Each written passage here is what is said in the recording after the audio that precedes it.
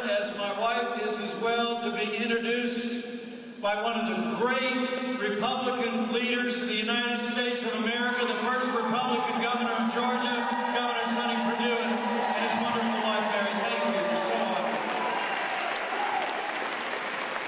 So honored that you're here, and to Vivian Scott, to all of you who made time.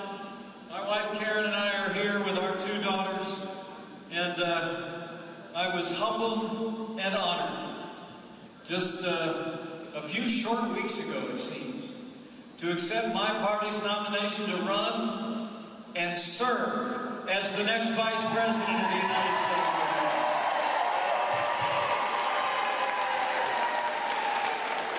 I appreciate that introduction from Governor Perdue. I truly did. I've admired him for a long time, and it's wonderful to be with him today.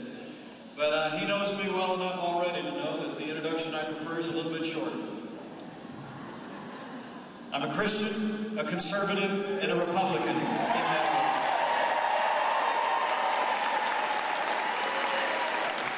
And I want to tell you here in Georgia that I joined this campaign in a heartbeat. Because you have nominated a man for president who never quits, who never backs down. He is a fighter. He is a winner. And until very recently, it seemed like he was out there fighting all on his own. But now this movement is coming together. Georgia is coming together. We're going to elect Donald Trump as the next president of the United States of America.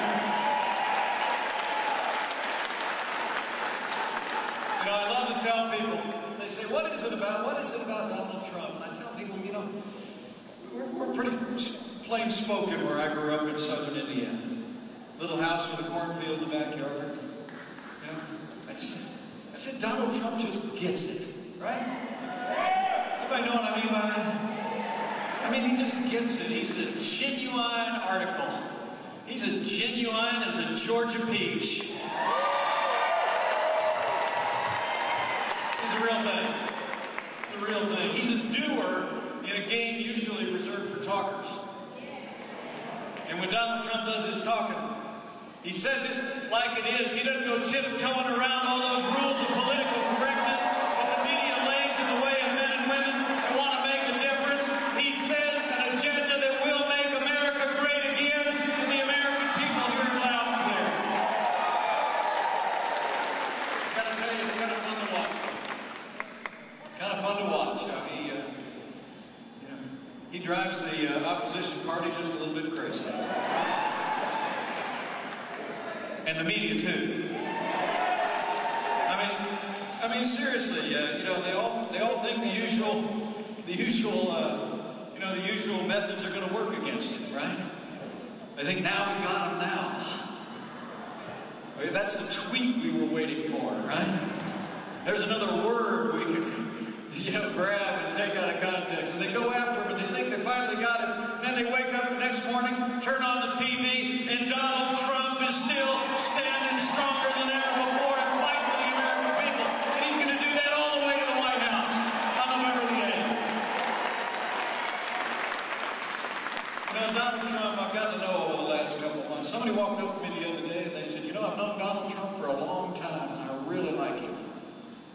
And I said, you know, I haven't known him very long at all.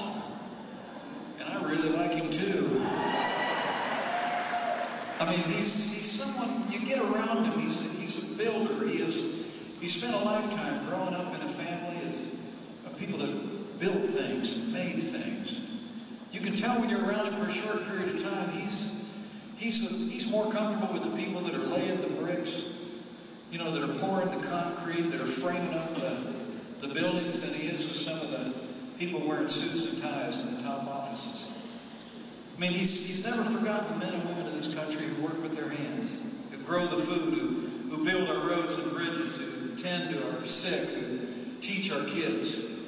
And I want to promise you, because I see him do it all the time, we end up being late to stuff because if there's someone wearing a uniform anywhere that he walks, Donald Trump stops, and he will always honor the men and women who have worn the uniform of this country at home and abroad.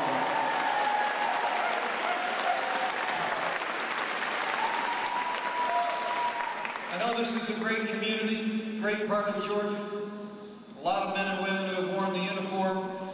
Would those who are able to stand and those who could raise their hand who've worn the uniform of the United States of America, please rise or raise your hand and allow us to say one more time, thank you for your service.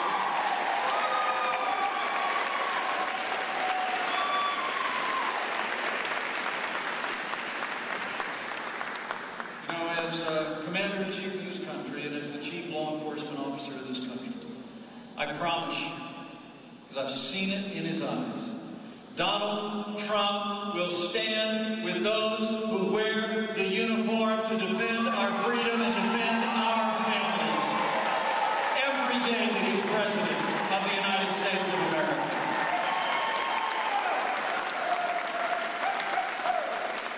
You know, it is fun being involved in this campaign. I want to get to some of your questions in a few minutes, but a few things I want to get off my chest. Because it's just amazing to wake up in this campaign. Every day I turn the TV on, it's like 2-on-1 in this campaign, with the media doing half of Hillary Clinton's work for her every day. Is that way to you? I mean, the media is so busy. The media is so busy. The media is so busy parsing whatever Donald Trump said or tweeted in the last 30 minutes that I guess they don't have time to talk about what the Clintons have been up to for the last 30 years.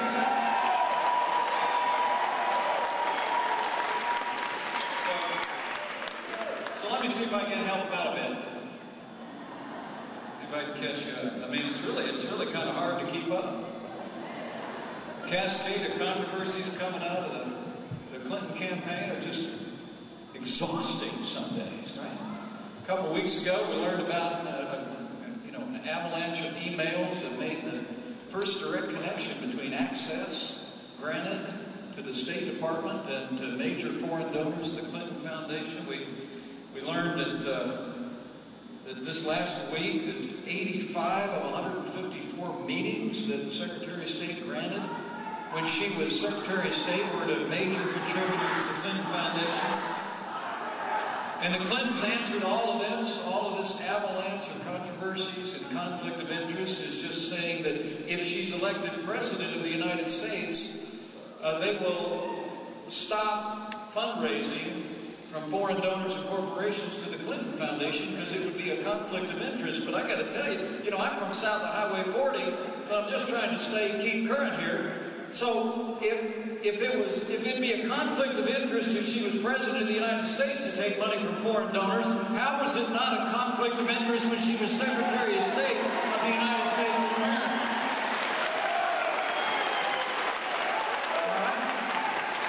I mean, the American people are tired of pay-to-play politics in Washington, D.C., and it's exactly the kind of politics that Donald Trump is going to bring to a crashing halt the day that he becomes President.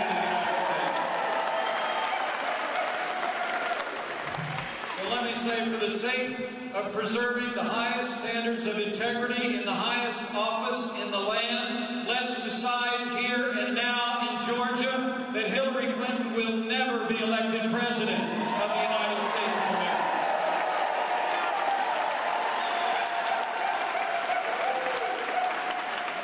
When Donald Trump becomes President of the United States, the days of a rigged system that benefits the favored few are over. Donald Trump's only special interest as President will be you, the American people, and he'll fight for you every single day.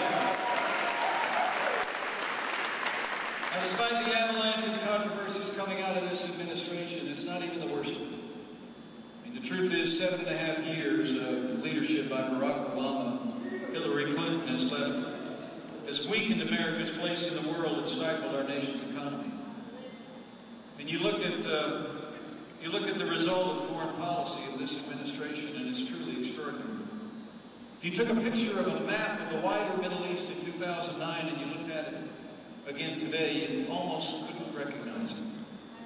It literally appears that parts of the world are spinning apart. Terrorist attacks at home and abroad, grim and heartbreaking scenes among our allies, and inspired attacks here at home. You know, history teaches us that weakness arouses evil.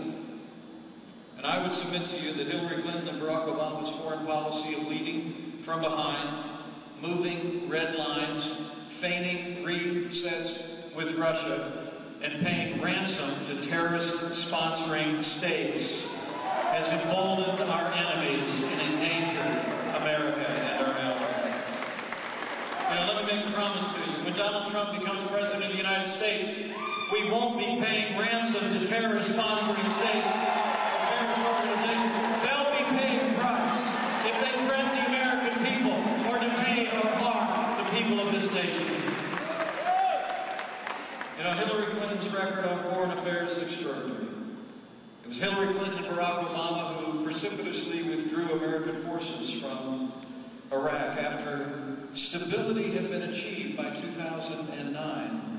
The rapid, reckless withdrawal of our troops without renegotiating a status of forces agreement resulted in a vacuum in which ISIS was able to literally be conjured up out of the sand to compromise vast areas hard won by the American soldier. It was Hillary Clinton, as Secretary of State, that actually initiated that disastrous agreement with the radical mullahs in Iran.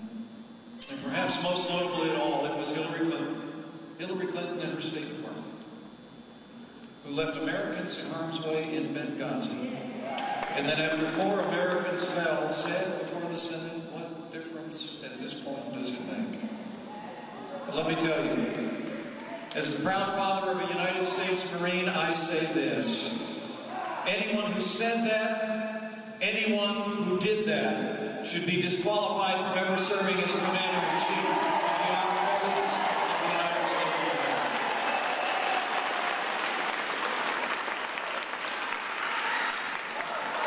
But the record abroad is only half the story.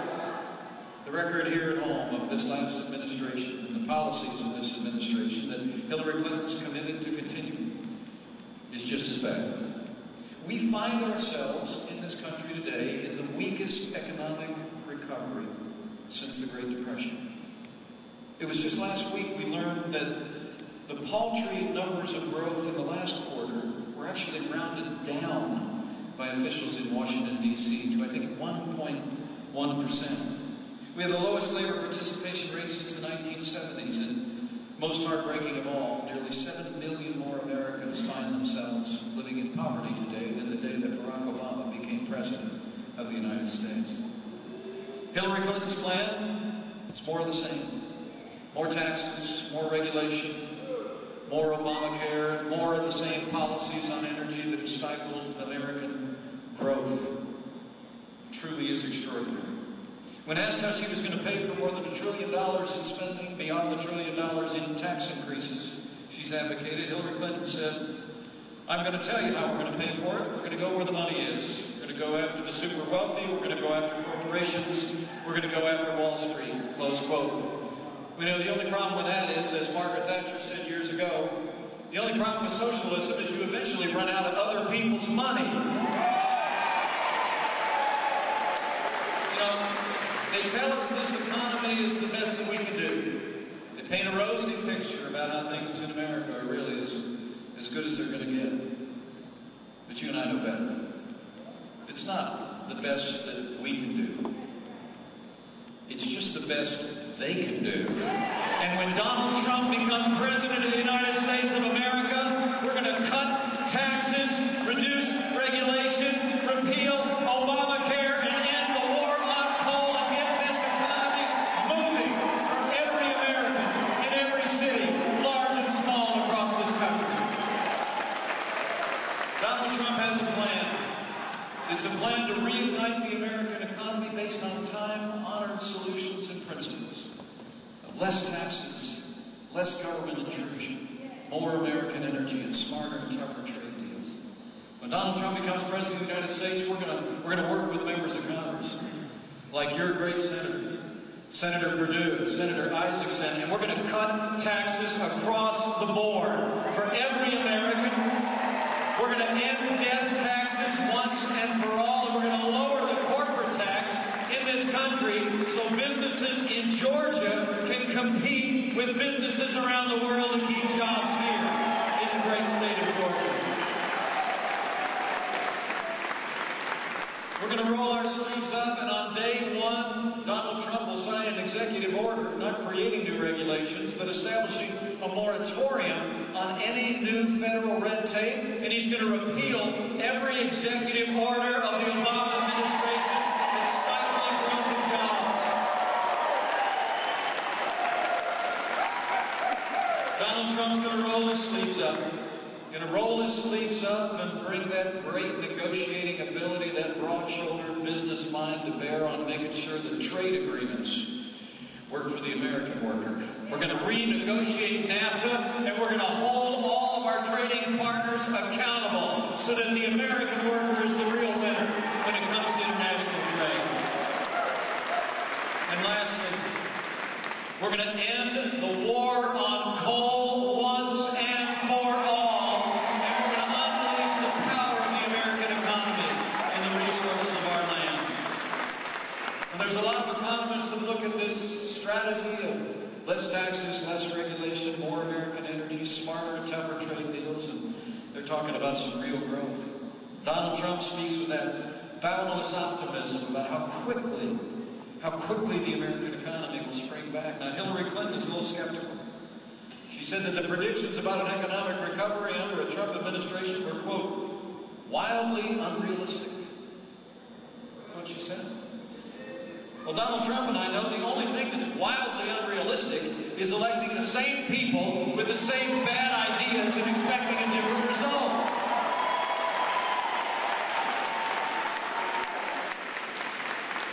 The last thing I want to mention to you before I get to your questions is very simply one other thing I want to remind you. And while this is an issue about standards in the highest office in the land, this election's about that, this election's about America's place in the world and the strength of our economy, remember this as you talk to your neighbors and friends here in Georgia. We're going to be electing a president for the next 4 years, but that president is likely going to set the course of the Supreme Court of the United States for the next 40 years. And we better think about that. We better think about that real hard. Those of us who cherish the Constitution of the United States, those of us who cherish the God-given liberties that are enshrined there, ought to think hard about it. I mean, elect Hillary Clinton, and you better get used to more unelected judges using unaccountable power to make unconstitutional actions. I want to promise you, Donald Trump is committed to appointing men and women to the Supreme Court of the United States who will strictly interpret and construe the Constitution of the United States of America in the tradition of Justice Antonin Scalia. Not legislating from the bench, but upholding our Constitution.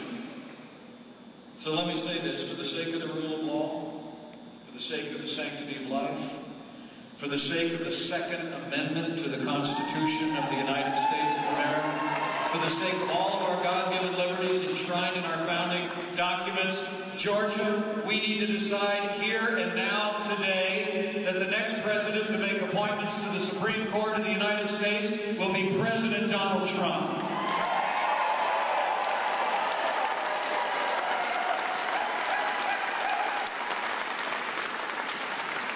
You know, as I close, let me remind you that I hope you'll leave here today, and I hope you'll tell somebody.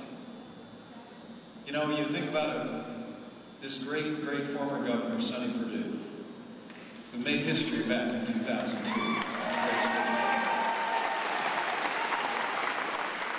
And the governor I was just talking about, back in the day, when he and Mary were out there campaigning, they said, you can't win in Georgia.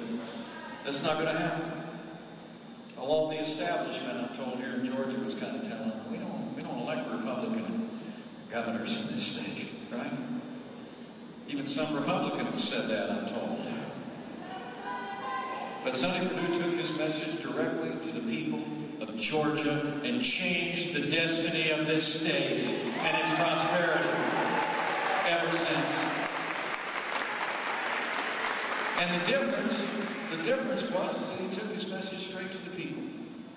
And I guess that's my message to you today, more than anything else. Is I hope you'll leave here today, and I hope to say hello to as many of you personally as I can before we whisk our way out to Atlanta. But somebody's here from Atlanta. But I want to tell you, I I want to tell you, I hope you leave here today with a burden on your heart to go tell somebody. If something that I've said here has maybe reminded you of something that you already knew, maybe it's one of the reasons why you're wearing that red cap today, go out and tell somebody. Because I'm absolutely convinced that all the TV shows in the world, all the front pages of newspapers, all the internet stories and radio shows and tweets in the world don't matter a thimble compared to the difference that you can make with somebody who knows you at work or worship or your neighborhood, who trusts you and respects you. So I want you to go and tell them. Tell them about this choice. It's change versus the status quo. It's about staying on a path of more of the failed policies that have weakened America's place in the world and stifled our economy. It's about upholding the Constitution of the United States, but it's about more than all of that. It's about really reviving the American dream. And this gets very personal for me because, like Donald Trump, my grandfather immigrated to this country from the land of Ireland. His grandfather came from another place. He was Irish. My grandfather came to this country and took a train, went through Ellis Island. He took a train to Chicago. He drove a bus for 40 years. Proudest man I ever knew. I was named after him, Richard Michael Cawley, or Michael Richard. Pence got his name. I can't even imagine what that Irishman is thinking looking down. But he raised my mother. She married a fast-talking salesman. He took her down to southern Indiana, bought a little house with a cornfield in the backyard, got into a gas station business. They built everything that matters. At least the way I was raised. A family, a business that could name. They built it all on a foundation of faith in our family. It was faith in God, faith in the American dream. Amen.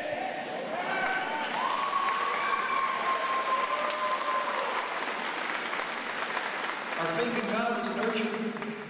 I nurtured every day, dressing the kids up, cinching on a tie, and getting them all out the door to church. Me and my 3 brothers and 2 sisters. My faith in the American dream was nurtured every day of my life because I saw it with my own eyes. And I hope as you go out and talk to neighbors and friends, I hope as you see in Donald Trump's life and his experience, I hope you sense a boundless confidence in the American dream. And in a man who is committed to making that dream come alive for every American, regardless of race or creed or color. I mean, he lived the American dream just like me. His grandfather came here from another country. His father was a self-made man like mine. I mean, other than a whole lot of zeros, he and I have a lot in common. What we have in common is a boundless confidence in the American people's ability to set things right. Yeah. And that's really what this is about. Yes, the election is a choice. It's a choice between policies that we know will work and policies that we know have failed. Okay? This isn't about a choice between a candidate that will have America growing this much and one that will have America growing this much. I think it's a choice between whether we're going to continue to go down, see America's strength and place in the world and our economy slide farther and farther down, whether we're going to stop, turn around, and go back up the hill to a boundless American future. That's what Make America Great Again is really all about. And so I want you to tell someone. And reach out to neighbors and friends. You know, Donald Trump has been reaching out to every American, and particularly those in our minority communities who've been left behind in the American dream. Now the other side is rolling out the old, tired playbook of divisiveness again. We're hearing the language, we hear the speeches, but the American people are not going to be fooled. We're tired of the politics of divisiveness. We're tired of politicians who divide the American people to unite their support. Donald Trump is going to fight every day to make America great again for every American, regardless of race or creed or color. I promise you that. So let's tell that story. And I'll say one other thing, that if you're of a mind, like maybe Karen and I are, occasionally bend the knee. I think we got a little more than 70 days left in this election. I hope maybe Hope maybe you'll bow the head on occasion. And don't pray necessarily for an election or for an outcome, but just pray for this country. Because I truly do believe, as was said thousands of years ago, that it's still true today, that if his people who are called by his name will humble themselves and pray, he will hear from heaven and he will heal our land.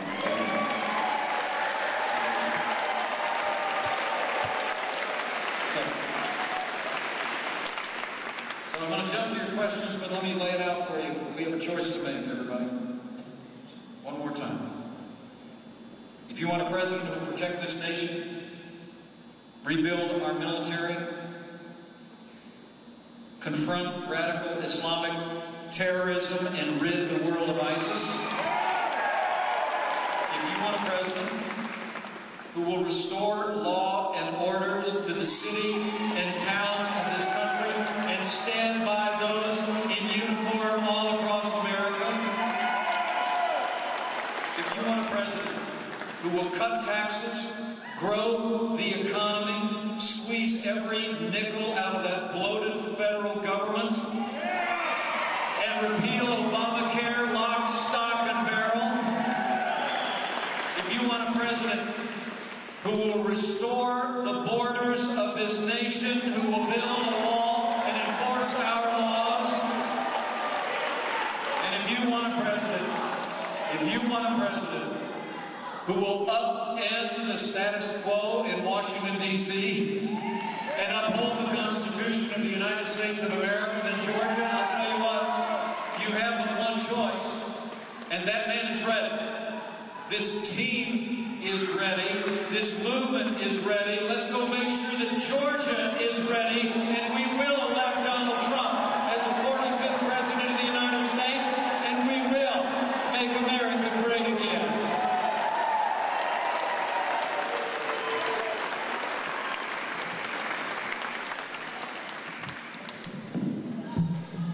Well, thanks for letting me get that off my chest.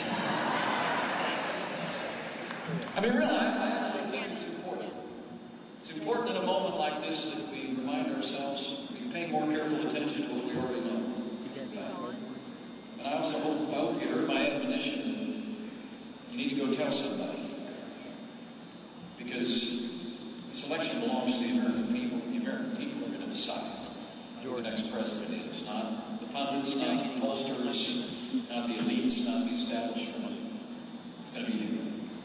So with that, slip your hand into the air, and I'm happy to take a question or two. But share with me your first name if you can. Yes, sir. Go on right after. I'm Edward from Houston County. I have a suggestion, and I really appreciate the message that the Trump campaign is putting out. But the gentleman had come out first and couldn't figure out whether to drop Hillary off in New York or Arkansas. My suggestion is drop her off in Fresno prison.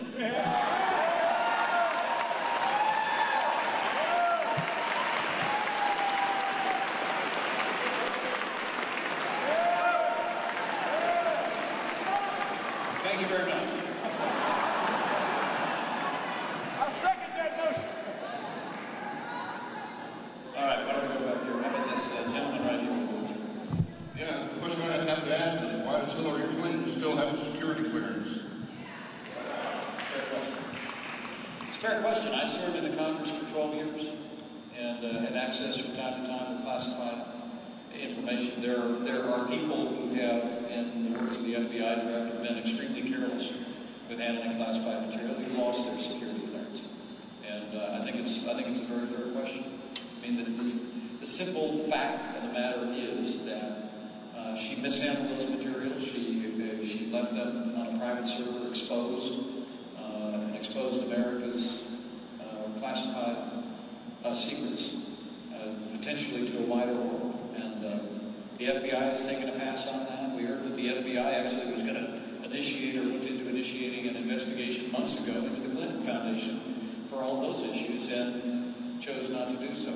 So ultimately, I understand the passion that's in the room, but ultimately, the American people are going to have the verdict And the verdict should be, we elect Donald Trump as the next president of the United States. How about right over here? He's got a microphone for you. What's your name? Hey, Bart. Henry County, Georgia, just up the road a piece. Okay. And my question is, I'm concerned about the never-Trumpers and some of the crews, people who just can't seem to come over to our side. And how do you think we should approach it, or what can we do?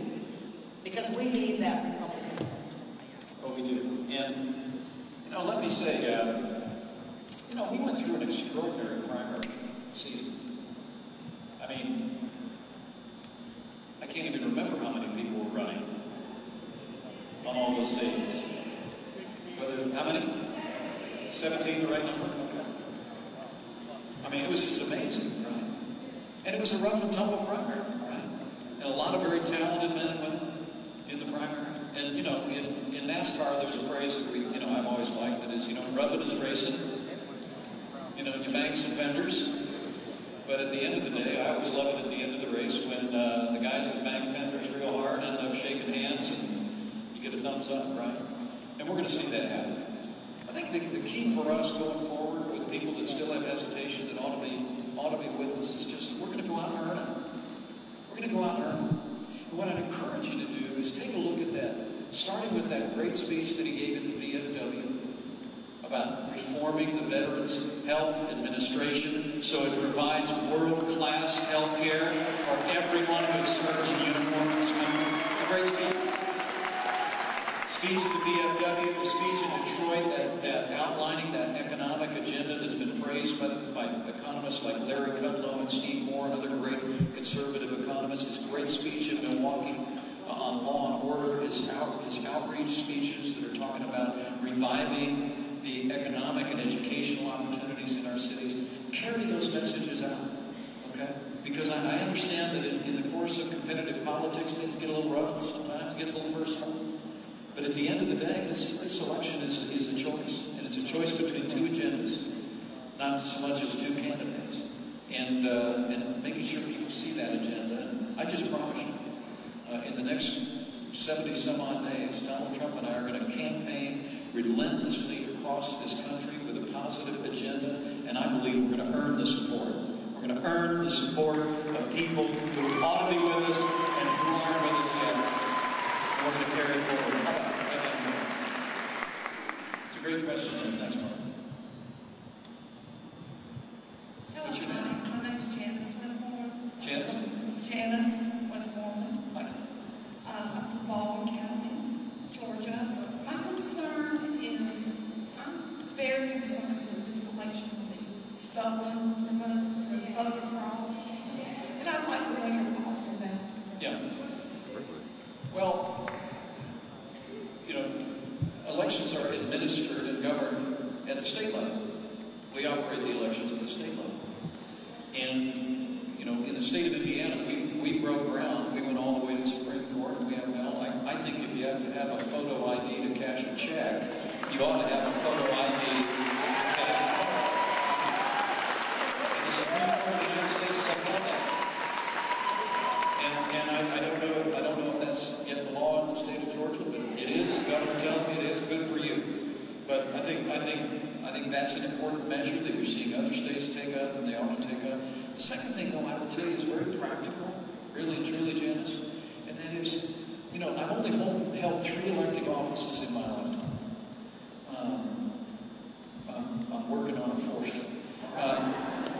Is number 1, I've been governor of the great state of Indiana, greatest honor of my life. I've been a congressman for 12 years.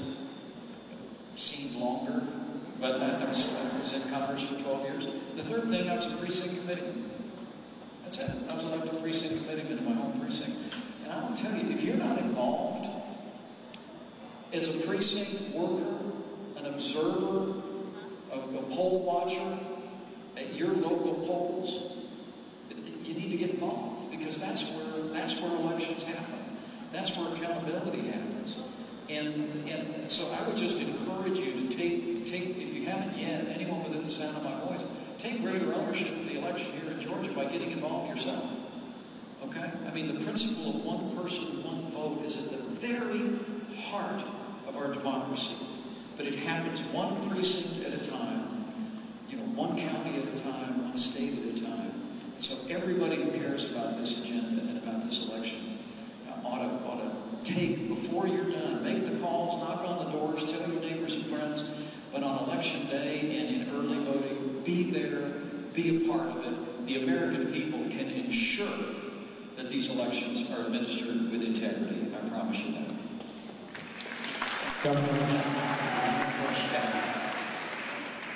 Here in the state of Georgia, we have the electronic machines, and I know there's been a lot of things on the web about being able to rig those.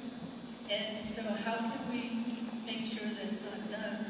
I know one of the things that they said is to do early voting, but here when you go to do early voting, you hand your paper over to someone and they see who you are, they see exactly what's on your paper. I don't understand why it doesn't go into a box and be counted elsewhere. Right. What's on that hat there? You didn't tell me what's on your hat. Navy veteran. Give her a round of applause. Thanks for your service. Appreciate you very much.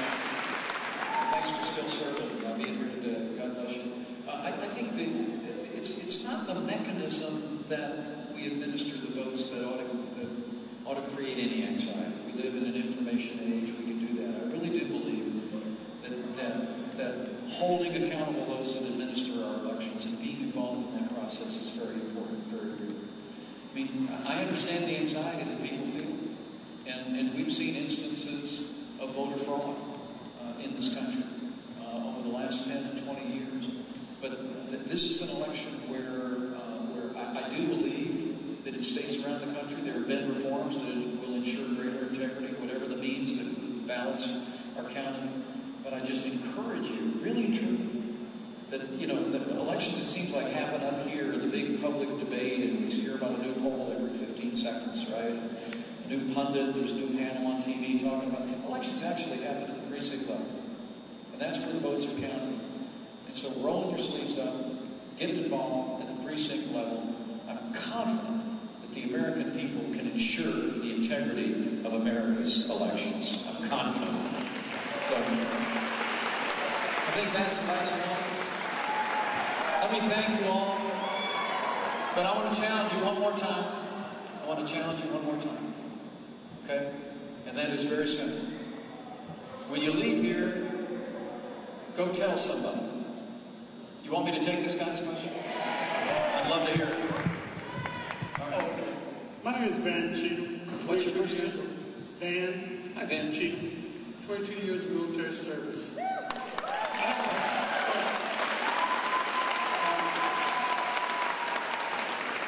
Who were you with? I was the Air Force. Yeah, thank you. 5th Mountain. Thanks for your service. How do we get around this Clinton machine with the media? How do we get past all the rhetoric that fills the heads of people when they come home from work? That's what they listen to over the news. That's what they hear. I was told you only know what you know, and you don't know what you don't know. So I just wanted to ask that question. How do you get around it? I know you mentioned about the grassroots for us to get up and talk to other people. But, you know, it hurts my heart when a friend of mine told me, well, if you don't like the way things are going, leave. I worked and I fought for this country for 22 years. For someone to tell me to leave, I will not do it. Okay. The other thing that I want to put in is that I get my energy at 9 o'clock in the morning, and I'm going to tell you this. Herman Cain and my cup of coffee is who I listen to, and I understand where he's coming from. Okay? I'm just saying.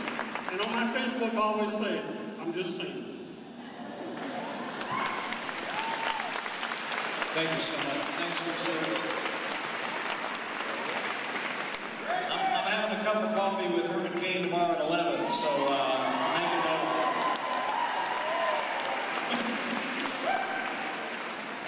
You know, if you don't like the way things are going, win. I mean, that's the right answer. It really is, men and women. And I want to tell you, I'm traveling all over this country campaigning with Donald Trump, campaigning for Donald Trump. I mean, okay, when I'm with him, and can you give yourselves a round of applause for coming out to hear me? I mean, thank you so very much. Very humbled by that. I really am. I mean, I know I'm a B-list Republican celebrity. You know, I'm kind of the guy behind the guy, right? So thank you, really, truly. But I got to tell you, I have to tell you that I want to encourage you with the words that everywhere I go in this country, campaigning with our nominee and for our nominee, I see just what I'm seeing here in Georgia today. It's just what Sonny Perdue told me he saw back in 2002. There is a resolve in the American people who know that we can be stronger, who know that we can rebuild our military, we can restore the arsenal of democracy, we can stand with broad-shouldered American leadership on the world stage once again, who know that our economy can prosper again, and that we can be confident that our children's future is going to be beyond anything that we could ask or imagine in present day today. We can get back to that kind of America, but it's just going to take us going out and winning. And what I see is people all over the country, young and old, rich and poor, and everything in between, who are coming up to us and saying, we're going to do it. And I'm confident that it's going to happen. So be encouraged. Turn down the volume on the TV, for heaven's sakes. Turn up the volume on Herman Cain or anybody else that you like, and believe what you're hearing. It's happening. It's happening. This is not, I'll say the last thing, Donald Trump says this to me every day. He says it to me every day. He says, Mike, this is not about me. It's not about us. It's not about our political party. This is a movement of the American people who know we can be better, we can be stronger, we can be more prosperous, and we will make America great again. Let's go get it done, George.